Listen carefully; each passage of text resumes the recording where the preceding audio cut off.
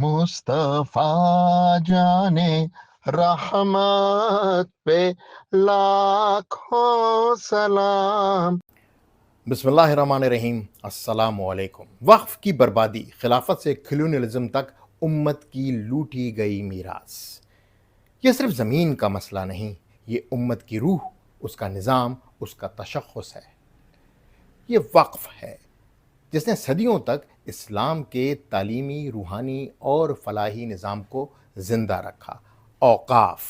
लेकिन आज वही वक्फ अग़यार के हाथ में है और उम्मत भिखारियों की तरह चंदा मांग रही है। वक्फ क्या था? एक इस्लामी तमद्दुनी बुनियाद। इस्लाम में वक्फ कोई सानवी शय नहीं, ये एक अजीम इबादत है। कुरान पाक में अल्लाह ताला फरमाते हैं, सूरह आले इमरान आयत, तुम नेकी को हरगिज़ नहीं पा सकते जब तक वो चीज़ ना खर्च करो जिसे तुम बहुत महबूब रखते हो। यही उसूल वक्फ का बुनियादी सुतून है कि जो चीज़ सबसे ज़्यादा अजीज़ हो वो अल्लाह के लिए हमेशा के लिए वक्फ कर दी जाए। रसूल अल्लाह सल्लल्लाहु अलैहि वसल्लम ने भी वक्फ का बाकायदा अमली नमूना पेश फरमाया। हज़रत उमर रज़ी अल्लाह तआला अन्हु बयान करते हैं, मैंने खैबर की एक ज़मीन हासिल की और जब मैंने उससे सबसे कीमती जाना तो मैंने नबी सल्लल्लाहु अलैहि वसल्लम से अर्ज़ किया कि मैं इसे सदका करना चाहता हूँ। आप सल्लल्लाहु अलैहि वसल्लम ने फरमाया, इसकी असल को रोक लो और इसका फ़ायदा खैर में लगा दो। यही पहला बाकायदा इस्लामी वक्फ था। वक्फ का मतलब है किसी चीज़ को अल्लाह की राह में दायमी तौर पर वक्फ कर देना, ना फ़रोख्त, ना विरासत, ना ज़ाती मिल्कियत। हज़रत उस्मान गनी रज़ी अल्लाह तआला अन्हु ने कुआं ख़रीद कर वक्फ किया। खुलफ़ाए राशिदीन ने मसाजिद, बागात और सदका खाने वक्फ किए। वक्फ इक्वल टू खुद मुख्तार हुकूमती निज़ाम खिदमत।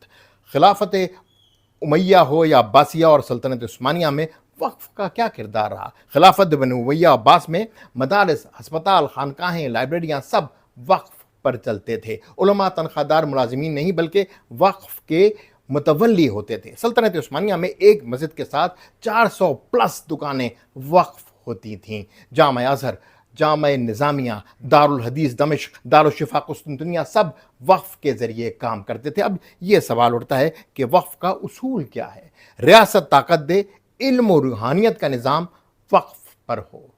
अगर इसको आसान अल्फाज में कहूँ तो वक्फ ने माशरे की तरतीब करनी है इल्म और रूहानियत के थ्रू, और उसको ताकत रियासत देती है।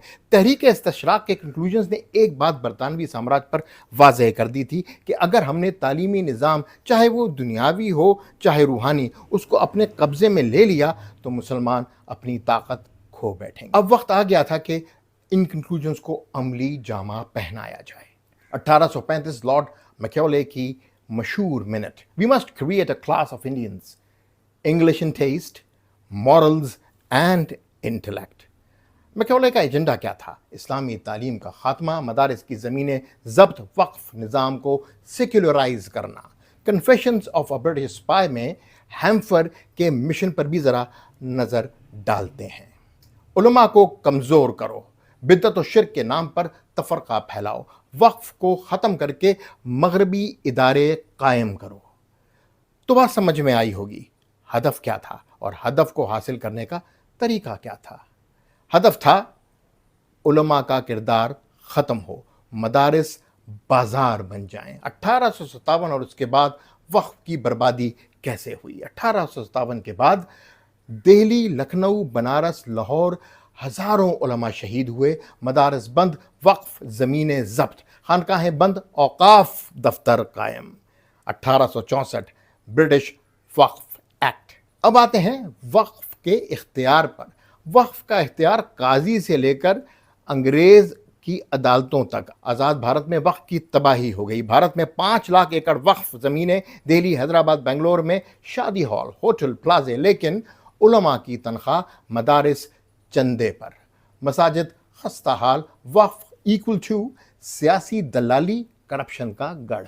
आज़ादी के बाद भी पाकिस्तान में वक्फ का तसलसल उसी नौ आबादियाती ढांचे पर काम करता रहा। 1960 में औक़ाफ़ एंडोवमेंट डिपार्टमेंट, औक़ाफ़ जहन में रखिएगा, وقف جائیدادیں متولیوں سے لے کر سرکار کے قبضے میں۔ نتائج: امام کی تنخواہ 12,000 روپے، مدرسہ خیرات پر، زمین افسران کے قبضے میں، مزار ٹکٹوں اور نیلامیوں کا مرکز، مسجد و مدرسہ مرنے کی حالت میں۔ سیاسی ٹھیکیدار وقف کا فائدہ اٹھاتے ہیں تو یوں شروع ہوا امت کا زوال وقف کی بربادی سے۔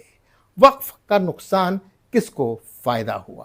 مدارس کا خاتمہ، مشنری اسکولوں کو فائدہ، علماء کا زوال، نوکر شاہی کا عروج، مساجد زب و حال، شاپنگ مال پلازے ترقی یافتہ، روحانیت کا فقدان، مغربی نظریات کا غلبہ۔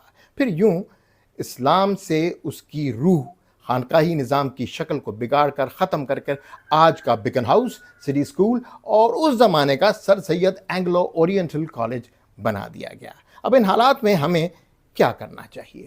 تجدید وقف کی طرف قدم، عوامی بیداری کرنی ہوگی، وقف کی شرعی حیثیت، اس کی اہمیت پر مہم چلانی ہوگی۔ سیاستدان نہیں، دیانتدار علماء اور صوفیہ متولی ہوں، وہ اس مہم کو چلائیں۔ قانون سازی کی جائے، اس سلسلے میں بھارت اور پاکستان میں وقف کی خود مختاری بحال کی جائے۔ وقف تعلیمی ادارے، ویری امپورٹنٹ ایسپیکٹ۔ وقف فنڈ سے جدید و دینی تعلیم گاہیں قائم ہوں، میڈیا پر مہم ہو، وقف بربادی کو قوم کے سامنے لایا جائے، عوام الناس کو اصلیت بتائی جائے۔ وقف ایک سیاسی مقدس ادارہ جو نہ صرف امت مسلمہ کی معاشی خود مختاری کی بنیاد تھا، بلکہ علم، عدل، فقر، عبادت اور خدمت خلق کے ستون پر کھڑا وہ مینار تھا جس سے پوری اسلامی تہذیب روشنی لیتی تھی۔ یہ زمین نہیں، یہ مسجد، یہ مدرسہ، یہ سب اللہ کی امانت تھے، ہم نے انہیں بیچ دیا، مگر نہ علم بچا نہ غیرت۔ اگر امت کو پھر اٹھنا ہے تو اسے اپنے وقف کو واپس لینا ہوگا، اوقاف سے وقف تک کا سفر پھر طے کرنا ہوگا۔ انسنی باتیں، جواد رضا خان۔ مصطفیٰ جانے رحمت پہ لاکھوں سلام۔